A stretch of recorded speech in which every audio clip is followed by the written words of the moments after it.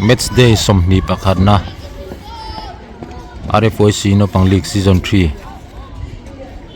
match nung bera ni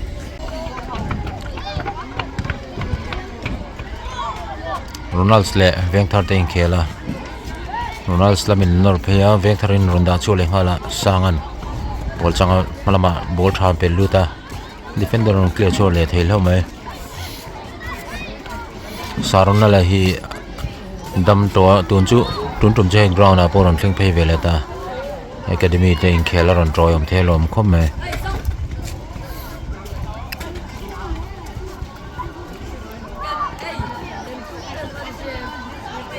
tun season ata na match nung bera lo ni ta hemi zo hianin bottom 3 le top 4 le bottom 4 te inkhel hmachhawn tur lo khachu lawm tho ni milik shim ta na champion te an asana nom to lai khanin chumi inkhel chu hmachhawn tur lawma chumain ali ga hi tom ba sela khami championship akha ti dan thong lo mani khel tur le nei meka chumi zo felvek huna inter district championship rilansi Under-14 12 14 kalvek dona champion team le champion lo tanga player san so best of the rest team ten kaldon team nin kaldon ne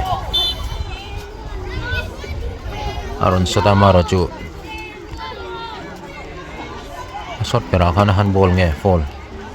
loma azarian malama ball tha pe hana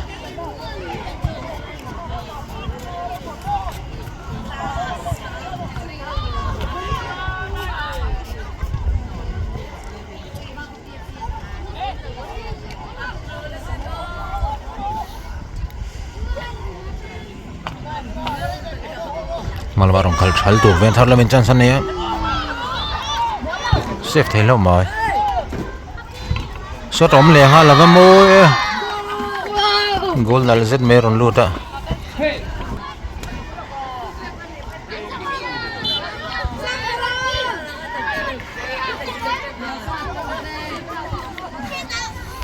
zarian ball changa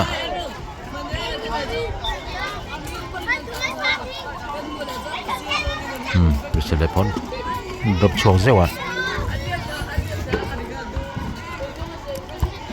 sandal chole hal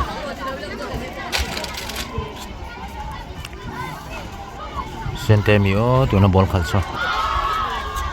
abati thazal zawwe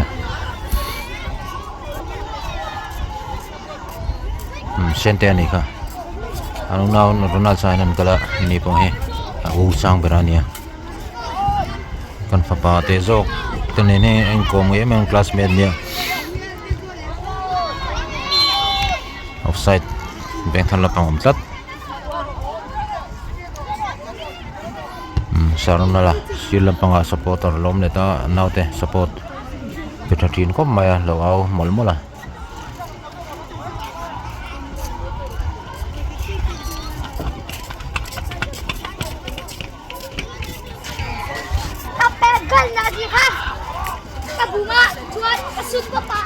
bắt lan lu pui trẻ em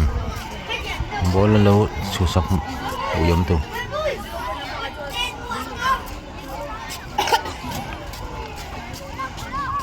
hun là tắm tổ lâu nè tiệt gần ban nong man lâu à hemi ma khel te po kan nong man lâu lắm mà vẫn bị chặt te lu lem cái peron up pop mai sang bera Awam chinak soi khani he ki parisang berania chuan sota sona now sentia jersey number 24 helai mi hini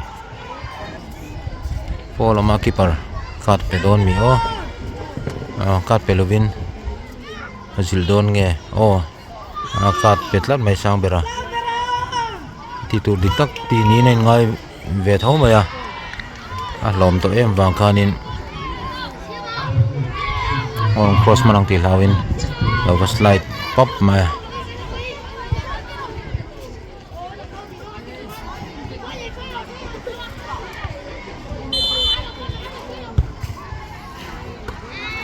vor lut na mama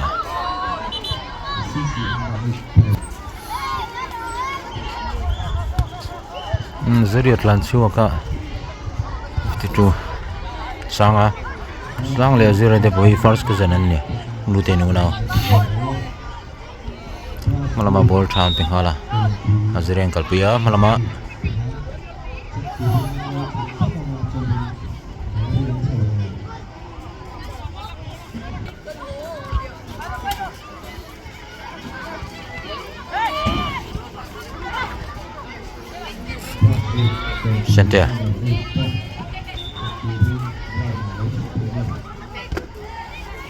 center te unau hi sang don basketball bang pon shem me commentator khan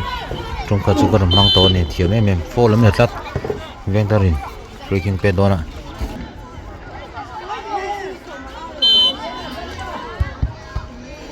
wall per low my corner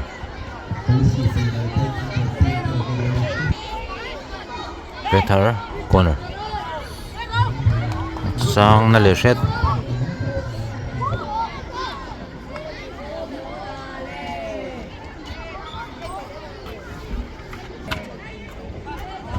Ronald Academy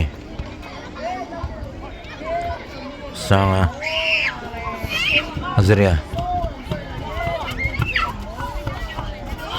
Vengthar lamin counter attack sang bera save pop mai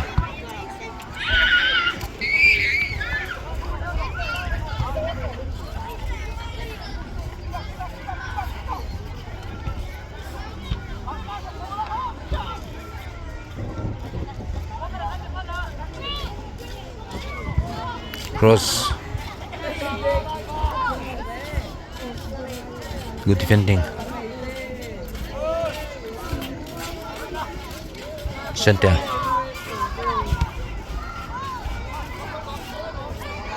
hold thariyo me malama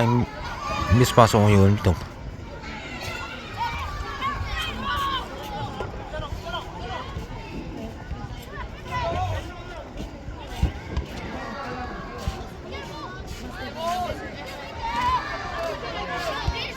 Vengthar lamin san le sena va save sang bera save thale mai Vengthar corner shooting block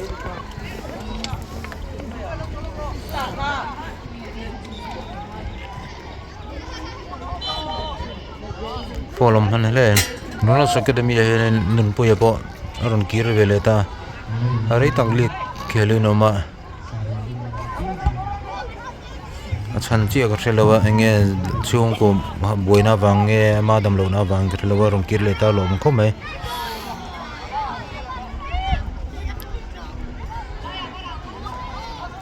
mis pa so ma ai sang beran save thariyo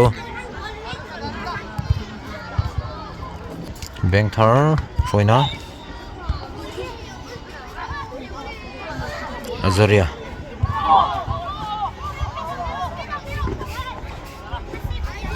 Sena sanga Vengthar min changbele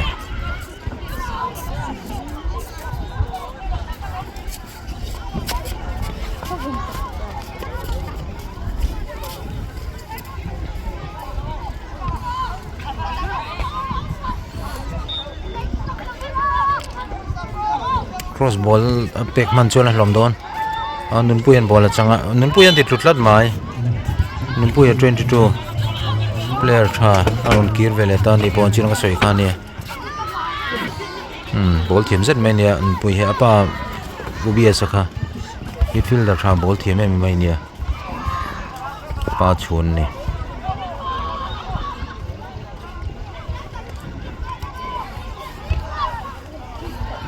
Zarim halaman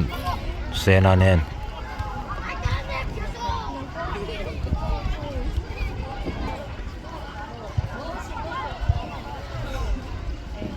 sang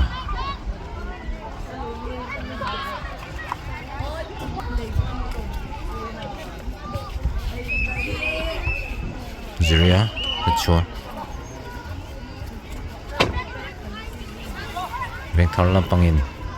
Ronald le offside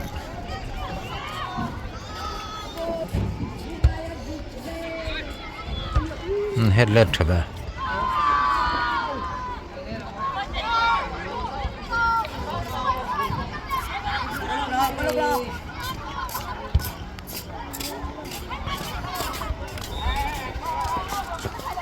Jeria khoi sakral to sang thoin lon Jeria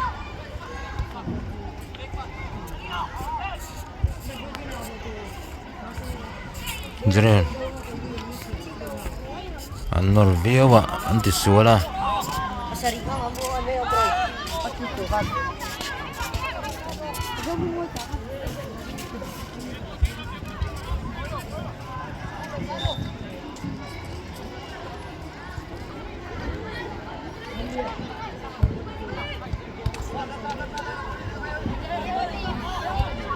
Sira Sena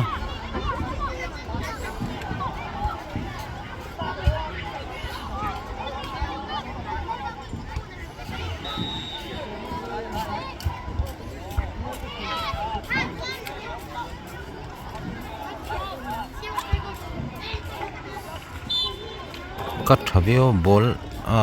follow lawm ni uyum kop maya Vengthar free kick pet hello adung in pet lo tlat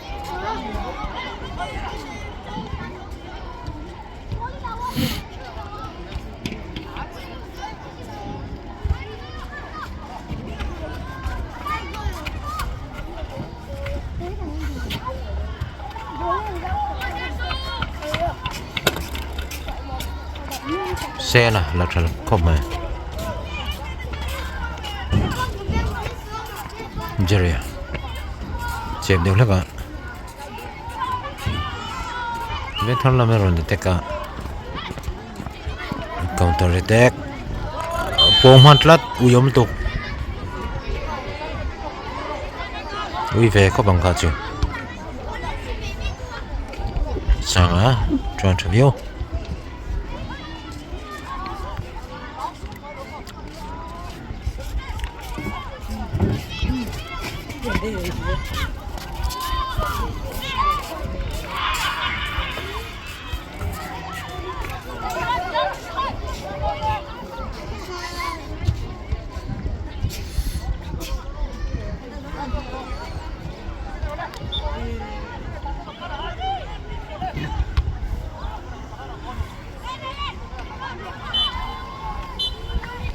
inkhel top ta hmuhnawm le mai tun season khel match na nung ber an zo ta amaro chu soi tong khan top 4 le bottom 4 khel tur lom dona chak zo kan lom puya chak lo zo te kan ui puya hmalang huna thata ko khel zel tun du sak nang hlan ni